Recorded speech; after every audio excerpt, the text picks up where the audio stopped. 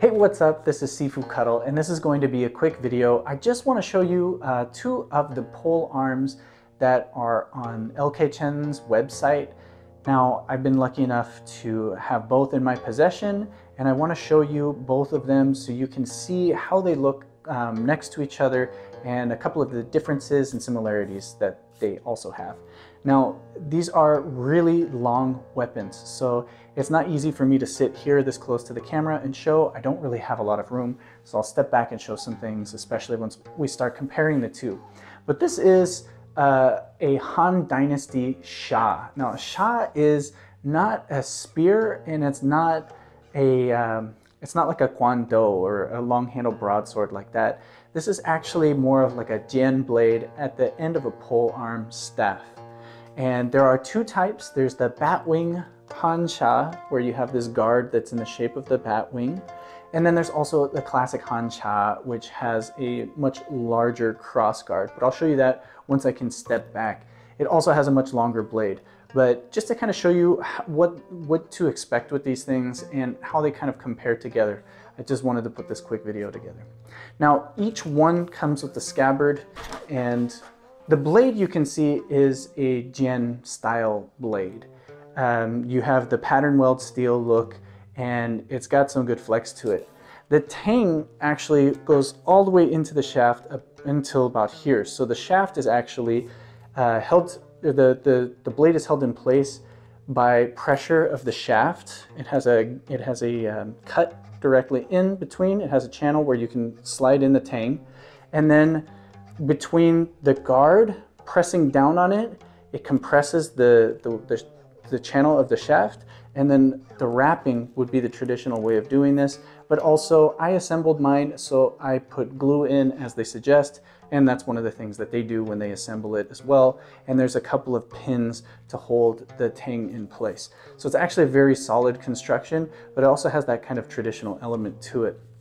Now, one of the big differences between the two is going to be, first off, blade length. The Bat Wing Sha has a shorter blade. It also has the bat wing guard, and then the shape of the pole arm itself is more of an ellipse. So this is not completely rounded like what you would find in a spear shaft, because a spear is made for thrusting. You don't have to worry too much about which side of the spear because you're not doing slicing with that. With the Sha, you have so much blade length that you want to use this for chopping, and you want to use the leverage of the blade. So this gives you a chance so you can index which side of the blade is which. Now, the big difference between that and the classic Sha is going to be, of course, as I mentioned, the blade length. We have a different shaped guard for the cross guard. The scabbard doesn't have as ornate of the metalworking of the brass on the tip, as well as there's nothing on the base next to the guard itself. But it's a much longer blade. Just a quick comparison you can see right here when I put the scabbard for the Bat Wing Sha. It's got quite a few less inches on it as compared to the classic Sha. Now, this construction is the same. There's a channel all the way into the shaft. The tang is inserted. There's the pins that you set. There's glue. It's wrapped, and then of course tension, because the shaft actually goes all the way up to the top of the guard, and it's a really nice engineering system for that. Now, the biggest difference in the grip is going to be the shaft is more angular. So you can see this has got more of a diamond cross section than the ellipse that we see with the Bat Wing Sha. And this makes a big difference. You would be actually quite surprised in handling the two how much of a difference this makes. Now again, this is of course to make it easier for you to index where the blade edge is while you're using this, so you don't try to just swing and hit with the wrong end of the blade. Especially once you have a longer blade, you have a chance of really doing some damage and bending it back, though this does have nice flex to it, so it will spring back into place. Now, I'm going to step back so you can see these side by side, and I can kind of explain more of how these were used. Now, these are huge, so I only have just a few inches of space, if I stand it straight up between the floor and the ceiling. So I have to move quite slowly around my apartment with these. So you can see actually here, it's even out of frame. But when we compare side by side, and I'll just go guard to guard on this one, where the cross guard is, you can see the big difference between the two. The classic Sha has that extra amount of length, whereas the Bat Wing Sha has, it's not as long.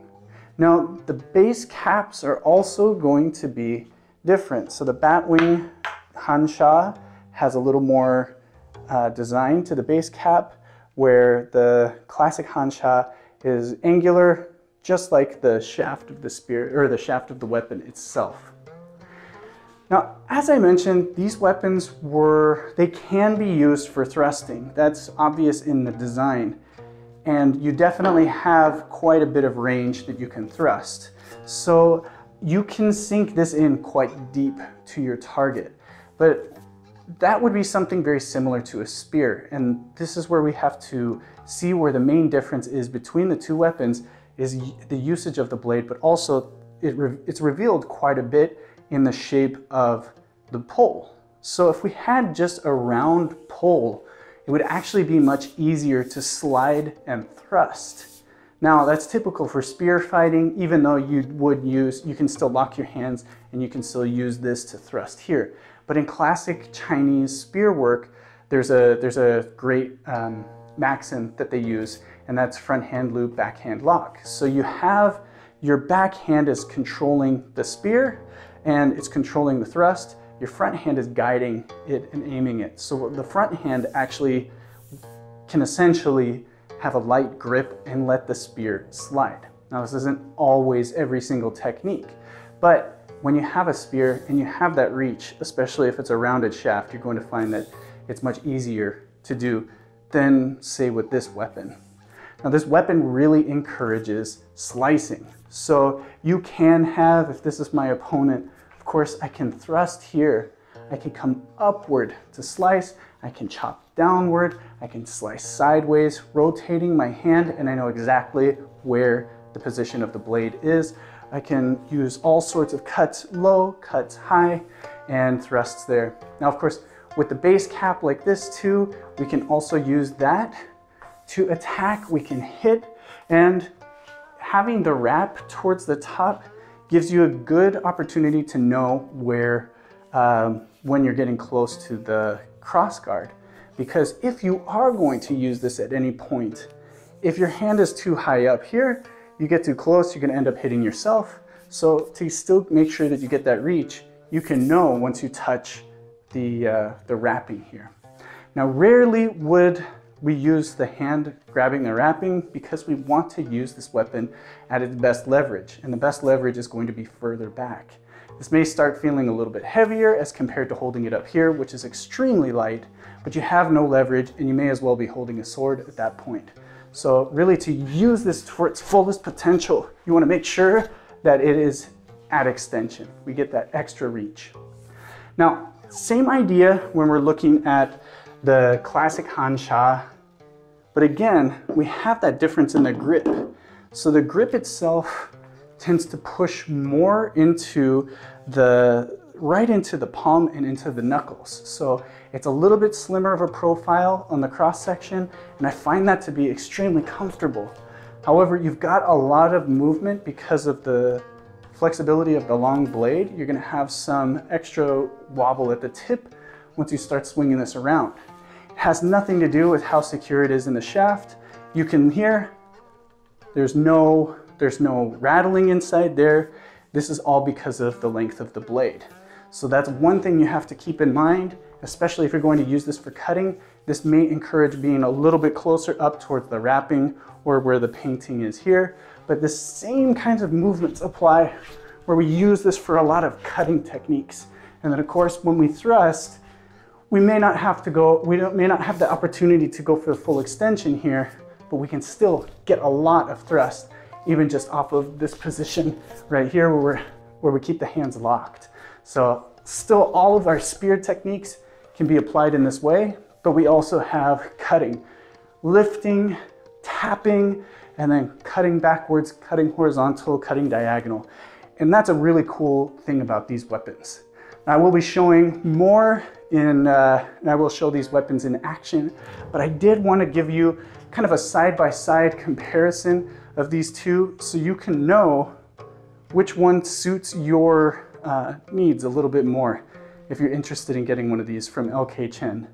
Now, I'll leave a link in the description down below with to each of these, and I will leave some of the main stats, but I don't want to overwhelm the description with only blade stats. You can see that on their website. And if you have these, let me know. Tell people what to expect in the comments. Let them know how you feel with these. One of the very first things I would say is right off the bat, these are extremely light weapons. They really tend to move on their own and they fly. So yeah, there we go. A nice look, a nice way to compare these two and know what to expect. So let me know what you guys think. I'll see you guys in the next video. Thanks for watching.